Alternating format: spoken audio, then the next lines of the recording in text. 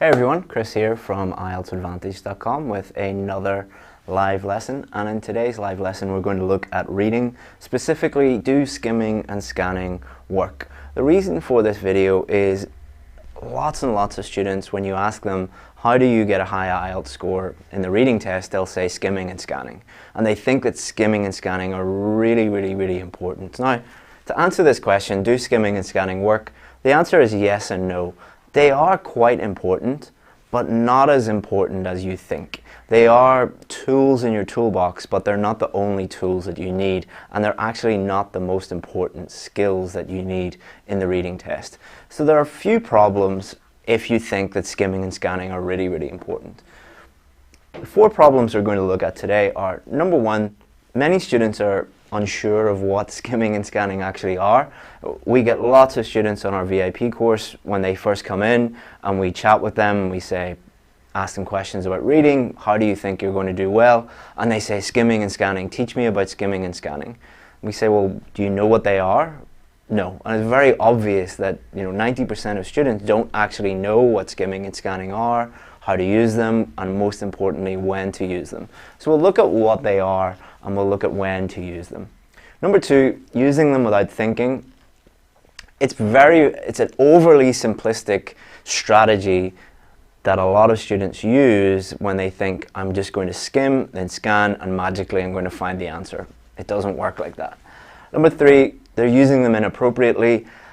It's a lot more complicated than just thinking, skimming, scanning, find the correct answer. There are many different types of questions that all require a different approach and a different strategy, and some require scanning, some don't require scanning, some require skimming, some don't require skimming at all, some require both, some require it in different orders. So you need to be a little bit more, invest a little bit more time in finding out those questions and having strategies for them. And we'll look at that too. And number four, ignoring the most important skill. There is a reading skill which is way more important for finding the correct answer, which is your end goal, is a lot more important than skimming and scanning. Okay, so let's look at number one. What is skimming and scanning? So the analogy I always use is, imagine you're flying in a plane at 30,000 feet. Okay, so what we want to do is we want to find the Apple store in San Francisco. So if we're flying, maybe we go down a little bit more. We're flying over the Bay Area. Okay, so we have San Jose, we've got San Francisco, we've got Oakland here, and the greater California area. Skimming just gives you a general idea of what is happening. The same as flying at 20,000 feet. Flying very high, you're not going to be able to find the Apple store from there. You can't see it from there, you're too high, but it helps you orientate yourself. It helps you find generally what's going to happen so that you can focus here instead of being way over here and trying to find it here. You know that you're going to be in the San Francisco Bay Area. That's what skimming is like. You're not looking at a lot of detail. You're not looking for the correct answer. Skimming is not going to help you find the correct answer in any question. What you're going to be doing is you're just generally understanding the general idea of what is going to happen. And that is going to help you, but it's not going to help you get the correct answer. So that's skimming. A very high level view of everything. Helps you, but it's just the first step for many questions. So let's have a look. We'll go in here, and we want to find the Apple store in San Francisco. Imagine we are flying this high, let's say 1,000 feet. So from here, we still can't see the Apple store, but we can see the different districts and we can see the different areas of San Francisco. So what we know is that it's in Union Square. So what we need to do is scan for Union Square. So look over here, no, here, okay? So it's in Union Square. So does this help us find the Apple store? No, but it helps us with the location, the general location of where it is. And this is where scanning is very useful. Imagine you're going to the cinema, all right, and you want to see, I don't know, what movie is in the cinema at the moment? Venom is at the moment? Okay, you want to see Venom. So you're not going, and you look at all the listings, all the movies, you're not going to read every single movie and every single time You're going to quickly scan for venom and then quickly scan for the time that you're interested in. Same as here, you're not going, imagine you're going trying to find the Apple store. You wouldn't get a taxi into San Francisco and then just walk into every single neighborhood and every single district trying to find where it is. You would scan for the location and then you would go there. That's the same with scanning in the test. You're looking for the location of the correct answer. It's not going to help you find the correct answer. It will help you find where it is. Okay, so skimming is a good way to think about it, is what it is. Scanning is where it is, the location. Okay, so now we know it's in Union Square, but to find the correct answer, we actually have to go to Union Square and we have to walk around and we have to find the Apple store. But we actually have to go there and go at street level and look around and spend time walking around in order to see it. And I was actually here last week and I was walking around trying to find it. I couldn't find it because I wasn't paying attention. But you can see the difference between skimming, scanning, and close reading. Close reading is when you are at street level and you are looking at the sentences, you are looking at the paragraphs, you are spending time looking at things in a lot of detail in order to find the correct answer. So skimming helps, scanning helps, but they do not help you find the correct answer. You have to do more than that. So hopefully you find that analogy useful. So that's problem number one, unsure of what they are. Problem number two, using them without thinking. And this is not the student's fault. This comes down to a very simplistic way of teaching these reading skills. Many teachers have learnt how to do it this way. I was actually taught how to do it this way incorrectly, but this is what is taught in many teaching books on how you help students become better readers. You teach them to skim, then you teach them to scan, and then they find the answer. And this has gone over into the IELTS test, where teachers have learned how to, when they're teaching general English, how to teach students in this way, and then they see an IELTS question and they just tell them to do the exact same thing. You skim, then you scan, then you find the answer. You very rarely find the answer doing this. In fact, you waste a huge amount of time doing this because sometimes you need to skim, sometimes you don't. Sometimes you need to scan, sometimes you don't. And normally it doesn't help you find the correct answer. So, matching headings, sentence completion, these are two different types of question, all right? So matching headings is a type of IELTS reading question. Sentence completion is a type of reading question. There's true, false, not given, yes, no, not given, summary completion, all of these different types of questions.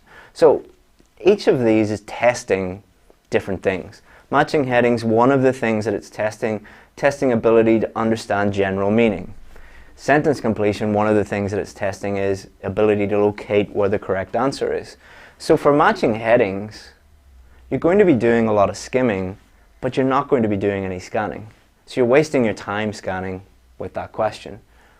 With sentence completion, you're not doing so much skimming, but you are doing a lot of scanning because that's one of the things that is being tested. So if we go back here,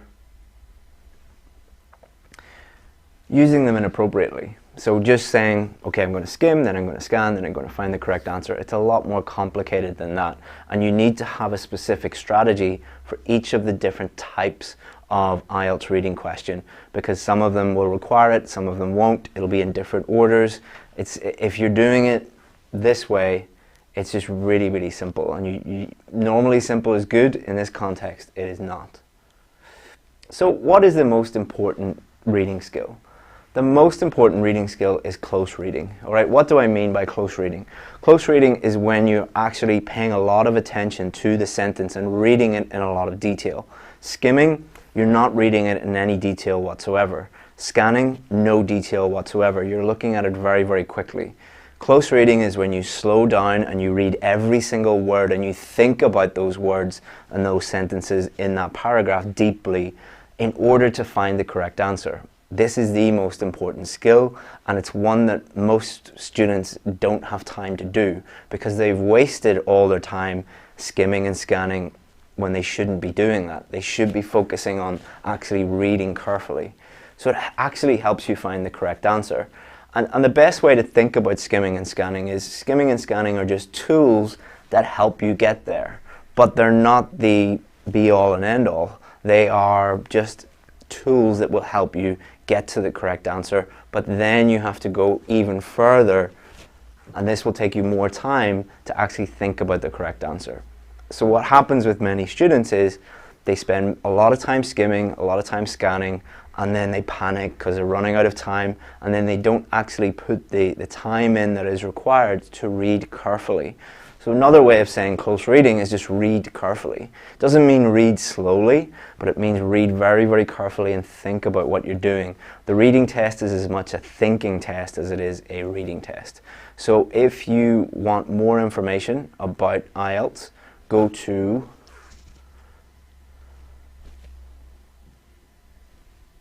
the website. So if you type in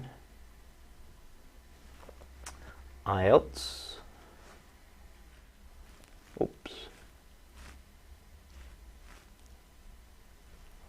and then type in Advantage,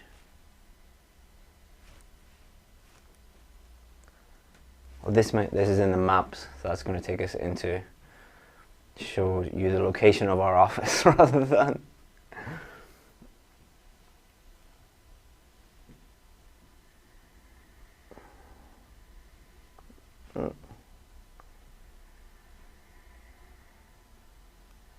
let's see if it'll bring us to, no, it's stuck in maps.